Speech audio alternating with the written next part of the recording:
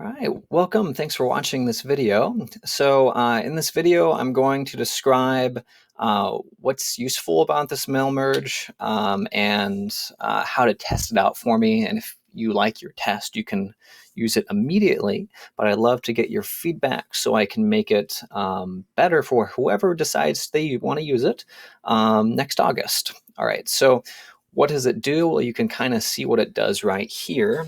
In short order, a few minutes, you can send an email like this out to potentially all your parents, assuming that the parent email is able to be found on Infinite Campus. Um, the newest version also mentions the percent complete of the turned in assignments or percent correct. You'll notice this one has commentary. This commentary is based on the percent that they got correct, the number of assignments that they have missed, how well they've done on their most recently turned in assignment. So that's going to be different depending on the student. And what has most recently been assigned according to the gradebook. And in the future, perhaps some other things, like perhaps we'll implement things like the professional standards. I can't remember the 21st century standards, whether how many absences were excused or not. So just real quick, you can pause this if you want to see a little more depth. But here are two more examples. Yeah, and then the new one, there's a little bit more commentary. These are a little bit out of date examples. Okay, so that's why you would do this. You can now send out emails in less time to all your students. You can congratulate them a little bit more easily. It still feels personalized. So I want to say that you can do all this without writing a single email because the email is already written. But you can, if you want to, so it's optional. If you want to, you can personalize this and adjust this as much as you would want to. The easiest way, which I'll show you how you would do in just a sec, is you could just add a personalized newsletter to the top. And at the end of the video, I'll briefly go over some customization options, the options that you have, but they're not necessary. Okay, so all right, so how do you do this? How do you make this? There's effectively two phases. One is copy and paste a couple reports. But first is sort of like the fill in the blanks. So you copy and paste what are essentially these templates, and that you can see where those double arrows are the blanks. So you'd copy and paste them, what you see here in this spreadsheet here. All right, so that's what I've done here. Now you could easily modify quite a bit of this, and this is kind of the commentary is there's a bit going on. All right, so you can easily modify the rest though, right? So these are all just pretty straightforward. You definitely want to modify this down here because your office hours are not going to be the same as mine.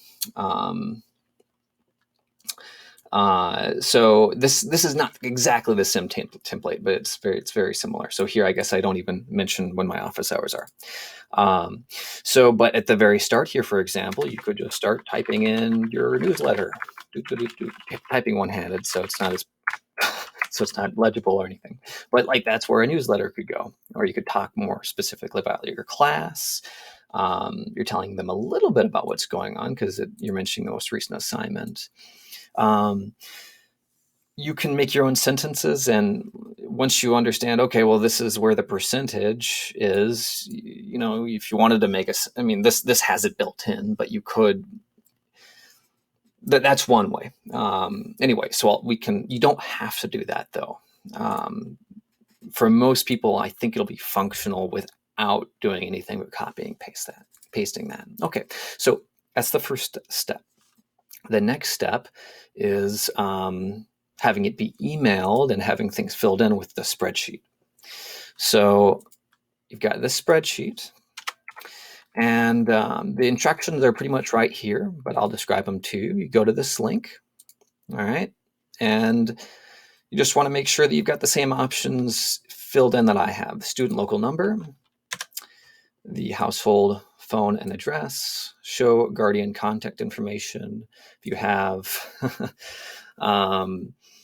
if you don't have those, or you have some extra things, it might not fill in the information properly, because it's set up so that you don't have to plug in all those things individually. You just generate PDF, copy and paste that information into this box here, and you're done. Okay.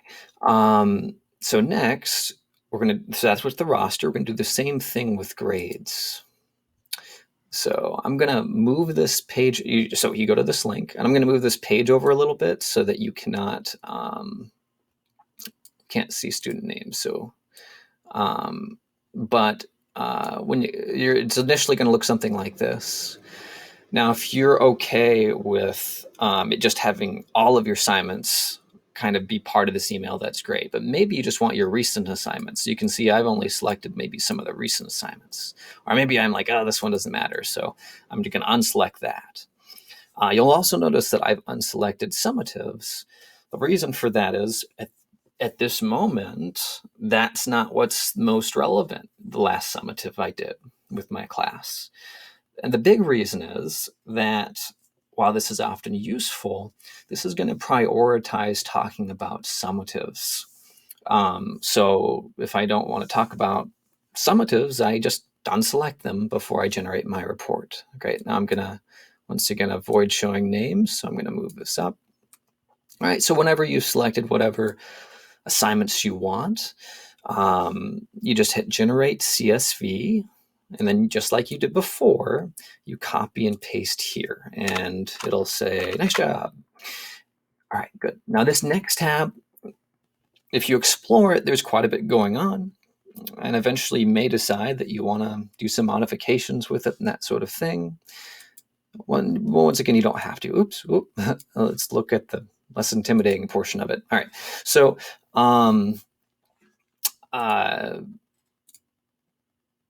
it might, if we're lucky, it'll automatically generate. I've set it up so basically it guesses your email based on your name, and if it does it successfully, your alternate email that is first name dot last. If it does that correctly, then you don't have to type in your email. Otherwise, you're just going to have to type it in.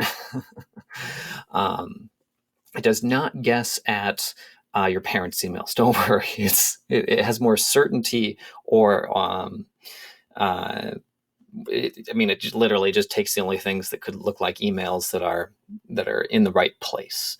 But anyway, just a convenience factor. All right, so this is basically just where you activate the mail merge. Your instructions are here once again. Most of you probably haven't downloaded yet another mail merge, so go ahead and click this to do that. Boop, and bring up the page and all that. Okay, so once you've got that done, you'll go to you go to add-ons, and you'll see yet another mail merge here. You'll start that good old mail merge.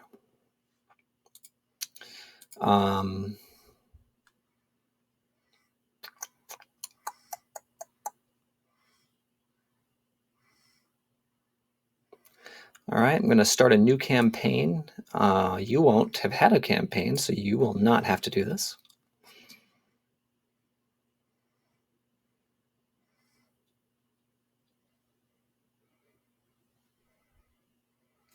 Meant to have that already loaded. Sorry about that. Okay, so now recipient column. You're testing initially, at least, so you'll want to go for the teacher email.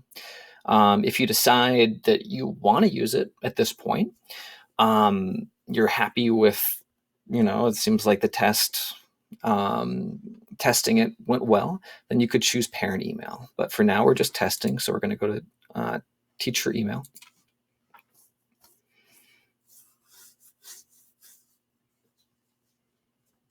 It works well for me, but I'd love to make sure that it works well for everybody. All right, so then we're going to send these 6 emails, and what should happen is, you want to make sure you check your sent folder.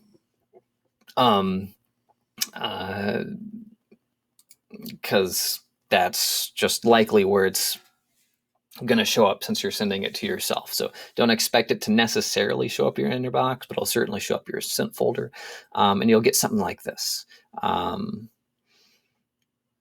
Okay. All right. So that's all you need to know. But real quick, for those who are thinking to themselves, "Oh my goodness, I want way more control over this," and just to put your mind at ease, you can put this in your own voice. And when you think about it, if someone has done just as well on the last assignment, and very similar student, you're likely going to say some pretty similar things. You may have some extra personalized things you're going to say. There is a spot for that. If you want to go over here, there's a comment section. Let's see, where did I put that? Right here, comment. So this would be for specific students. You could and then it'll show up in the email. But more importantly, the mail merge, tab after mail merge. Let's say you want to only send to students that are missing at least 5 assignments. You can change that. You can make it so that it's only students who have missed 5 or more assignments.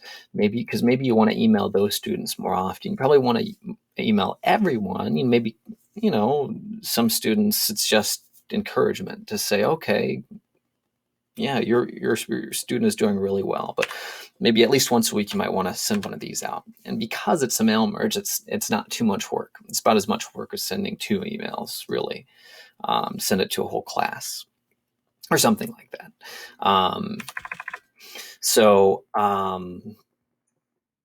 And then if you want to change, for example, like there's different commentary based on their percentage. So these are the cutoffs. So in my template, I chose not to. In the more updated one, it does mention percentage, but it doesn't of how well you've done on those assignments, but it doesn't mention grades.